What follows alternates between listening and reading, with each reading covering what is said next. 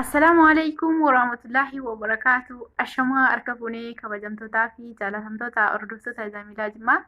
Baga nagaan dhuftan viidiyoo haaraatti warroonni edisii gara chaanaala kanaa dhuftan immoo subscribe, share, like gochuu hin dagatina. Warroonni immoo subscribe fi share, like gochaa hamma inatti na waliin turtan hundumti keessanuu galatoomaa fayyataa isiniin jedha. Baay'ee tokkoon isin jaallaa akkan isin jaallu walitti immoo rabbiin isin kalqee isin jaallatu. Obboleen kiyyaa har'aan kana gorsa ajaa'ibaa. Gorsaan namuma hundaafuu qoricha ta'a jedhee yaadu. Akkasumas takkittii asandaafootti. Takkittii asandaafoo sanaaf dhaamsa dhaamuu dhufe gorsadhaasi. Dhaamsadhaasi. Isin immoo akkasiin sheer gootanii biraan geessanu abdii guddaan isin irraa qaba. Inni waa baay'ee sheer godhaa isiniin jedhee maashaallah ijoollee Oromoo sheer gootanii jirtu. Inni obboleeyyiin kiyyaa na sisseeqachiisa. Dhugaa gaafan maqaa namaa haasa'u na sisseeqachiisa. Yalla. Gara viidiyoo chaatti isin dabarsa. Warroonni hundumti keessanuu galatoomaa dhugaa ijoollee Oromoo baay'ee tokko naaf galatoomaa fayyanaa ta'a horaa bulaa deebanaa isin jedha. Takkittii asandaaboo waan ansi dhaamu kana jechuudha. Akka obboleettii kee quxisuutti fudhachuu dandeessaa. Immoo akka hiriyaatti fudhachuu dandeessaa. Nu dubartiin takkaa guyyaa takkallee dulloomeetti hin beektu. Yeroo malee da'uutu na cabsee. Yeroo malee dhukkubatu na cabsee yeroo malee maarreeftu na cabsee jenna malee anumaan walitti qabaa. Bara umurii koo miti jismiin guddate jenna malee umurii koo dhugee guddate hin jennu waan ta'eef akka obboleettii hangafaattis yookaan immoo akka obboleettii kee quxitu yookaan immoo akka hiriyaa keetti fudhachuu dandeessa. Wanni si dhaamu mootummaa deeggaruu dura mataa ofiitti irratti namni kamu mootummaa deeggaruu dura wayii mootummaa falmuu dura ofirratti mootummaa ta'uu qaba namni. Mootummaa ta'uu gaafan isiniin jedhu namni tokko umurii kooti wajjiniin uffannaa kamtu deemaa, umurii kooti wajjiniin haasaa kamtu deemaa, umurii kooti wajjiniin filannoo nama akkamii filachuun qaba nama jedhee of tajaajilaa deemutu iyyuu mataa isaa irratti mootummaa jedhama. Namni kana immoo of qoxaaxaruu hin dandeenye wayii nagmoo of sirreessuu hin dandeenye hanqixa kootti mootummaa deeggaruu dhiisaatii mataa isaatiif namni suni nama faayidaa dhabeessa jechuudha. Jimmaanii wayisi ati abiyyii falmiteedha. Ijoolleen Jimmaa sadarkaan isaanii waliin ka'u. Wayi ati dhiiftee gadi teesseedha immoo sadarkaan ijoollee Jimmaa gadi hin bu'u. Akkuma duraanuu isiniin jechaa ture mootummaa kan filatu Rabbi gaafa bishaaniif midhaansaa Rabbiin achirraa ta'e nuuf hin bu'a.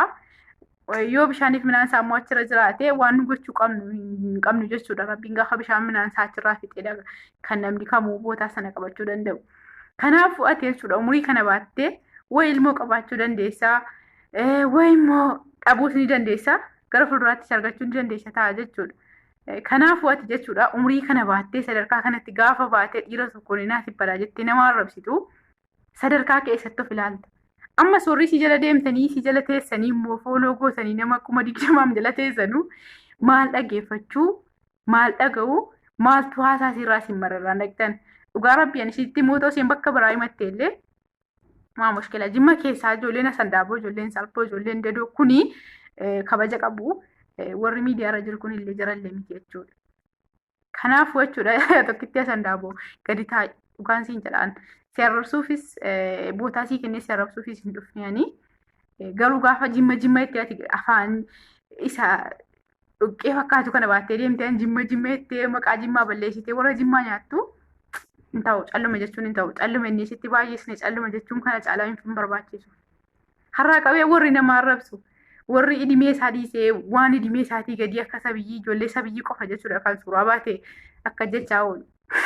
Isin suuraa baattanii iyyitanii daafoo abiyyiin achirra taa'amoo wayida isin iyyuu dhiiftanii abiyyiin achirraa bu'a. Rabbitu bishaan saaminaan isaatti kaa'inaan ol ba'e malisitu harka rukutee dibbee rukutee iyyinaan achitti ol ba'e maaliif afaan bantee nama arrabsitaatu umurii kana baattee yeellaatu xiqqoo ishee bicuu siin qaanoftu.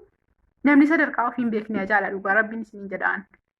Mee bicha harka kee qeensa harka keetti akkas godhiiti nu agarsiisi achi booda kottu ijoollee kutaa biraa arrabsiitii nu arrabsiisi. Nu ijoolleen Jimmaa ijoollee kabaja qabdu ijoollee maaliin iyyuu naamusa qabdudha malee kan akka keetii kana miti. Dhugaan siif himaan. Nuti kan akka keetiiti miti. Nuti siin waamamuun nurraan bareedu. Gaafan kana siin jedhu bareeda fuulaa miti. Uffannaa kee miti. Afaan kee saattoo maanneeti. Nama miti hin qaanfattu. Nama umurii keetii olis ilaala bara onlaayinii irratti. Ulama meeqa toora Facebook irra jira. Iyyeellaa ati cumasii. namni yeelloo nama hin qabne sodaa rabbii illee hin qabu. Sodaa rabbii osoo si keessa jiraate ati umurii kanaan ijoolleedhaan baate innaati bala namaan hin jettu ati maan sitti ulfaatu mataan qabdu ati waan ittiin xiqqoo ishee illee yaaddu. Subhaanaka yaa rabbii.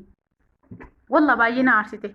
Dhuguma rabbiin isiniin jedhaan ijoolleen jimmaa isuma dhuguma rabbii akkuma isin beektanu hundi keessanuu dura gaadha jechuudha. Kanaan dura akkana miti. Namni ijoolleen jimmaa ammallee ijoolleen ammallee miskiinonni feesbuukaa waan takkaan fayyadamu silaa akka koo miskiinonni warra akkasii sanatu dhaqee ijoollee ganda biraa tuqee gaafa ijoolleen ganda biraa nu arrabsite immoo xiiqii jiraatee nutis baanee akkana jechuu jammarre amma walla dhiisaa dhugaan isiniin jedhaan walla baataniis hin dandasinaa baataniis hin shubbisinaa baataniis daansii samaa keessa lutaaltanii footoo biyyi baattanii jechuudha. Doktora biyyi koo rabbitu achi okaa bishaan isaa minaan isaa achi qaba kaa'e naanna'anii taa'e malee mootummaa nutu kurrifatee achirra kaa'ee silaa. Egaa akkuma duriinii sanatti isin midhaa taa'ame isin gaafa innuu bishaaniif minaan isaa achirraa dhume yoo isin gurra quba kaa'attanii xiinxee buusanuu numa bu'a. Jawaaris yoo jibbuu dhiifni akka itti funyaan qabannee deemnee gaafa bishaaniif minaan isaa achirra akka taphame wanni isa oolchu hin jiru. Dhuguma wallaa ijoollee aan beekuu jechuudha ijoollee miskiinonni dur waan takka hin beekne hamma suuraa baatanii akkana jedhu jechuudha.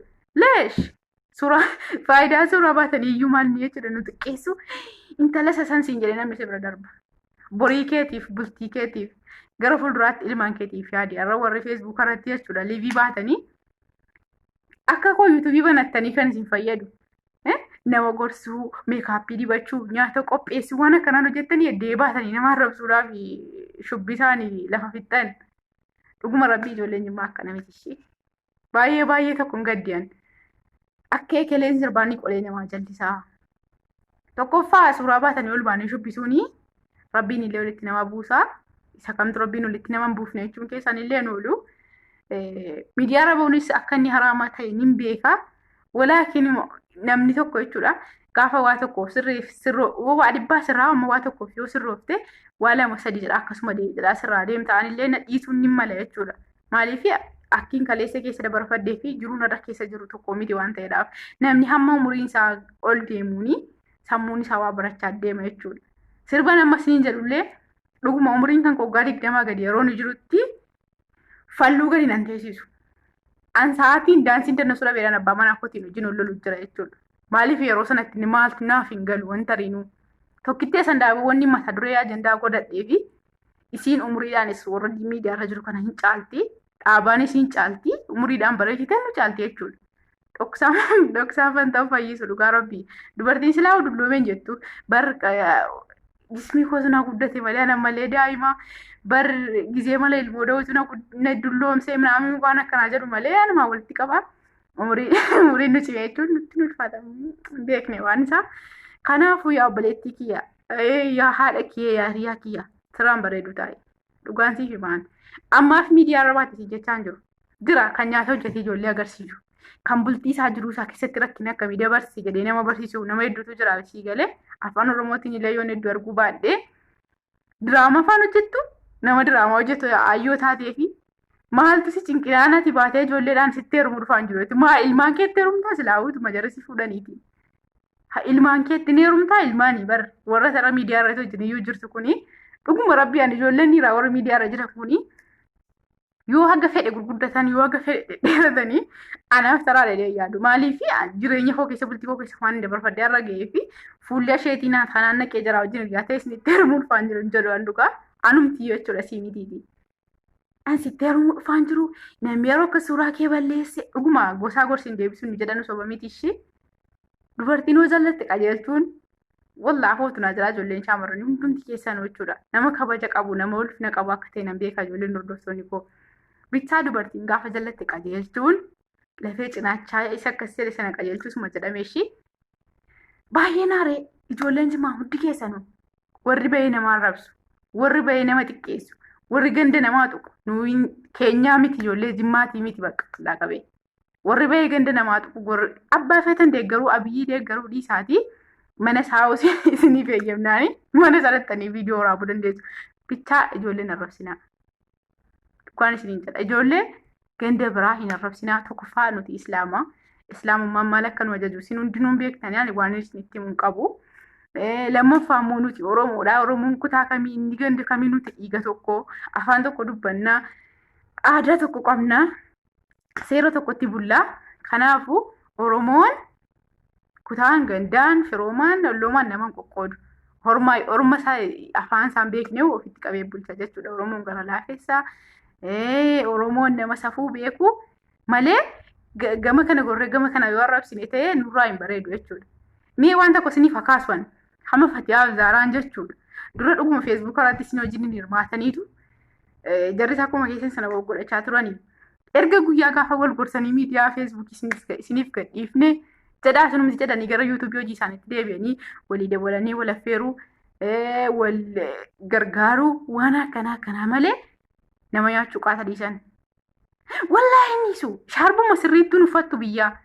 Wallaahi dhugaa rabbiin isin jedhe sokkittiin sandaaboo shaarbuma sirriitti uffattu. Warri kaan immoo warri jimmaan jettanii iddoo jimmaa buneettanii uffata aadaa jimmaa uffattanii ijoollee jimmaa fakkaattanii nama ganda biraa arrabsitan ijoolleen jimmaa akkasis miti aadaa akkanaas hin qabnu akkanattis hin guddanne nuti safuu beeknaa nuti jaalala beeknaa jimma biyyaayyuu biyya gootaa biyya mootii biyya seera qabeettiidha malee biyya gadi bahee nama nyaattee nama arrabsaa oolu miti. Maqaa keenya laattanii maqaa keenya nama arrabsinaa nurraa gadi taasisanii jennaa. Fayyaa ta'aa horaa bulaa deebanaa. Kana caalaa dandeenyaa ta'u gaazexeessaa ta'uu hin danda'amii silaa akka sarara beekjeen dubbaddu kan gaazexeessaa ta'uuf hin deema. Nagaan haa ta'aa fayyaa ta'aa horaa bulaa deebanaa. Assalaamu alaikum warahmatullaahi wabarakaatu.